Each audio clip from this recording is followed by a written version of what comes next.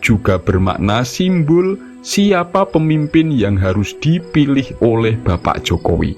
Karena dalam sudut pandang spiritual Jawa, makna dari Pandowo itu adalah proses mencapai kesempurnaan. Assalamualaikum warahmatullahi wabarakatuh. Salam sejahtera, salam rahayu untuk panjenengan semua.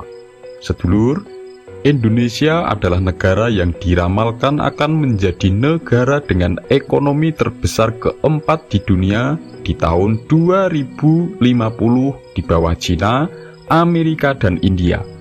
Dan ekonomi Indonesia juga diprediksi menjadi peringkat 5 dunia pada tahun 2032.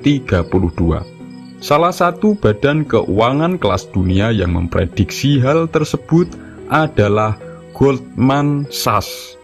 Dan ternyata hal itu juga sesuai jika dikaitkan dengan ramalannya Sang Pujangga Jawa Pamungkas atau Sang Pujangga Jawa terakhir, yaitu Raden Ngabei Ronggowarsito, tentang datangnya masa kejayaan di bumi Nusantara yang bunyinya entenono waluyo lan tentreme mengko yen wis ana Pandowo mulat sirnaning pengantin, yang artinya tunggulah masa kebahagiaan dan ketentraman atau zaman kejayaan jika sudah ada Pandawa melihat hilangnya pengantin.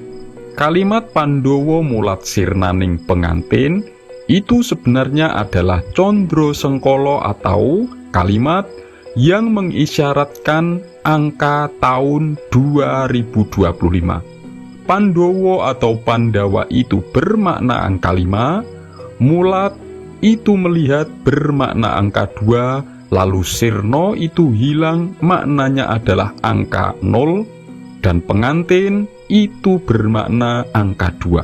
Jadi 5202 dibaca terbalik menjadi 2025. Jadi Raden Ronggowarsito itu sudah meramalkan bahwa tahun 2025 adalah awal bumi Nusantara memasuki gerbang masa kejayaan atau masa keemasannya, yang kebetulan dipimpin oleh presiden baru, yaitu Bapak Prabowo, yang di 2024 akhir ini adalah masa transisi kepemimpinan dari Presiden Jokowi ke Presiden Prabowo. Dan sebelum bumi Nusantara ini masuk pada gerbang masa kejayaannya, tentunya harus ada tebusan atau perjuangan yang harus dihadapi oleh masyarakat di Indonesia, terutama juga oleh pemimpin negaranya. Salah satu contohnya adalah yang selama ini sudah dialami rakyat Indonesia, seperti berjuang menghadapi bencana dan sulitnya perekonomian, berjuang menjaga persatuan dengan melawan berbagai macam bentuk provokasi-provokasi atau hasutan dan adu domba yang bisa memecah belah bangsa, yang selama ini selalu digaungkan oleh tokoh-tokoh maupun golongan tertentu, entah itu yang menggunakan kendaraan politik maupun melalui cara-cara keagamaan. Begitupun juga tebusan dan perjuangan yang harus dialami oleh presidennya, yaitu Bapak Joko Widodo, dan presiden penerusnya Bapak Prabowo, yang mereka itu selalu dicari-cari kesalahan dan keburukannya dengan dicaci maki, dihujat, dihina, dan direndahkan maupun difitnah, yang di akhir masa jabatannya ini juga selalu diadu domba, bahkan ingin dipenjarakan.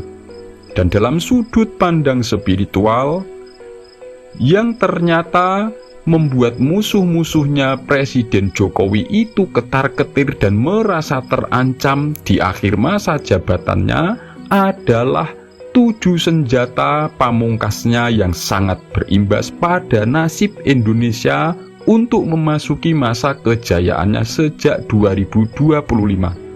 Sebelum membahas satu persatu, Monggo silahkan tulis komen apapun hajat dan doa panjenengan. Dan bagi sedulur yang muslim, marilah sempatkan tulis komen sholawat agar hajat dan doa kita semua terkabul. Nah, senjata pamungkas pertama yaitu menunjuk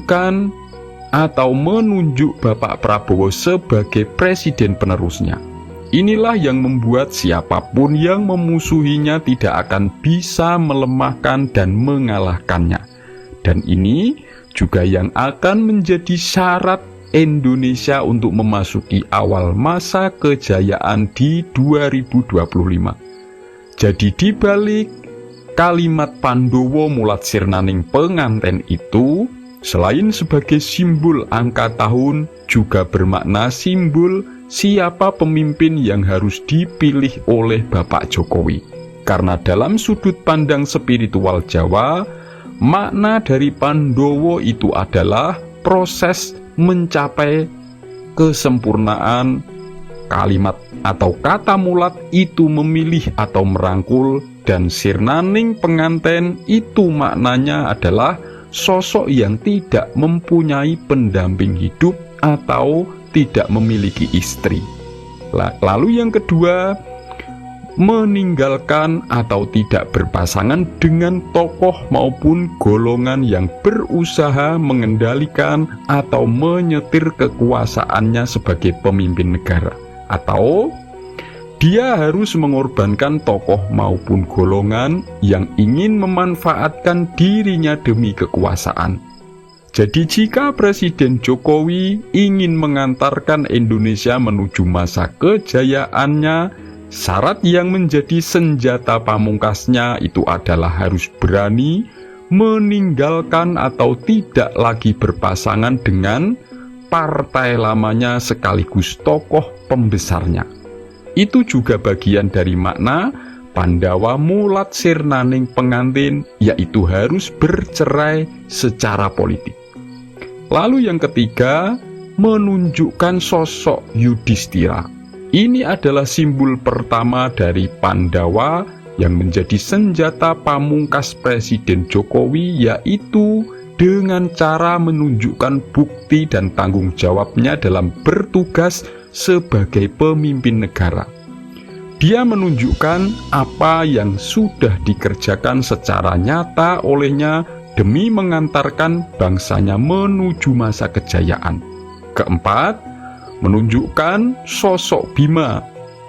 Ini adalah simbol kedua dari Pandawa, dari kata Pandowo mulat sirnaning pengantin yang menjadi senjata spiritual pamungkas Pak Jokowi, yaitu menunjukkan kekuatan fisik dan keberanian. Dia bisa membuktikan perjuangannya yang melaksanakan tugasnya tanpa mengenal lelah dan mengorbankan fisik. Dan dia pun menunjukkan secara nyata keberaniannya dalam menghadapi berbagai ancaman dari negara-negara lain, dari ancaman tokoh-tokoh demi memperjuangkan kepentingan bangsanya. Kelima, menunjukkan sosok Arjuna yang menjadi simbol ketiga dari Pandawa yang menjadi senjata pamungkasnya, yaitu pada akhir masa jabatannya bisa menunjukkan keterampilannya atau kemampuannya dalam mengatasi masalah-masalah yang dihadapi bangsanya yang dulu-dulunya itu sulit diselesaikan. Selain itu, juga bisa menunjukkan sikap fokus pada tugasnya sampai-sampai tidak mau terpengaruh atau merespon serangan-serangan yang ditujukan kepadanya yang itu bersifat pribadi, seperti adanya hinaan, hujatan, bahkan juga fitnahan. Lalu yang keenam, menunjukkan sosok Nakula yang menjadi simbol keempat dari Pandawa, yaitu menunjukkan keberhasilannya dalam memperjuangkan unsur lahiriah, unsur jasmani atau material. Dia menunjukkan kemampuannya dalam mewujudkan pembangunan secara fisik yang itu sangat dibutuhkan oleh negara di masa depannya. termasuk seperti contohnya bisa mewujudkan pemerataan pembangunan infrastruktur, juga seperti membangun IKN baru, dan selain itu pun bisa menunjukkan kemampuannya untuk mewujudkan pembangunan dalam bidang kesehatan. Itu adalah simbol dari sosok Nakula. Yang ketujuh, menunjukkan sosok Sadewa yang menjadi simbol kelima dari Pandawa, yaitu menunjukkan keseimbangan atau keharmonisan. Dia mampu menunjukkan dirinya seimbang secara lahir dan batin, seimbang secara material dan spiritual, sehingga mampu menunjukkan sikap kedamaian, kerukunan, dan kebersatuan.